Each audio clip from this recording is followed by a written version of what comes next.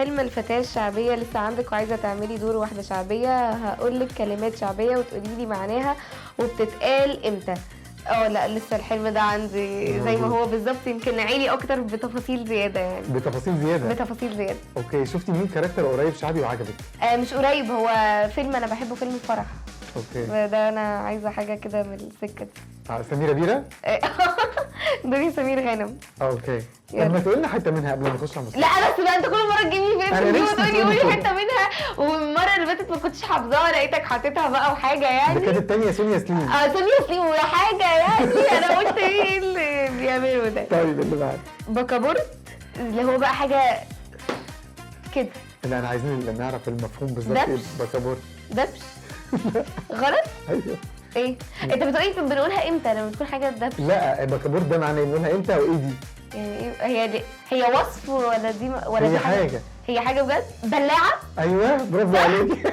حسيتها شعبيه شعبيه. شعبيه من اللي هي يعني. انا شيعت لك فلان بجواب، قولها لي كده بطريقتك وانا ممكن لا خمني بقى. لا قولها لي بالطريقه بيقولوها وانا في الشعبي شيعت الفلان. نفضت له، لا كرفت له، لا قلت له يجي، لا بعته بعت له. امال انت بتقولي ليه كده؟ ايه شيعت له بعت له. لا شيعت هو نفسه مش عارفه. شيعت له انا بعت له. بعت له. طيب اوكي اللي ماشي. بعد. أكلة حرشة، أكلة حرشة، أكلة حلوة، أكلة مش حلوه. مش حلوة، أكلة حرشة يعني كوارع مثلا. إيه غلط؟ إيه اللي لا أنا هو كمان بيقول كده. الكوارع مش إيه اكله حرشه. الاكلات الحرشه اللي هي الحاجات المقليه زي البتنجان المقلي المسقعه. لا أكلة حرشة، لا أنا معلش أنا بالنسبة لي أكلة حرشة يعني أكلة تقيلة كده.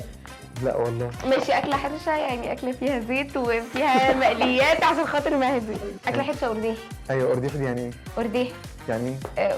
أرداحي يعني يعني أكلة حرشة طب أرداحي. خمني سوى خمن. أكلة حرشة أرداحي يعني سادة مفيهاش لحمة. ايوه كده. أرداحي. ايه ده دي أكلة حرشة أرداحي اللي هو يعني ده مثلا جايب لي مثلا بسلة ورز من غير لحمة. أيوة. بسلة ورز من غير فراخ وهكذا بقى. انا سقف لها مش مهم هي رسول اساسا.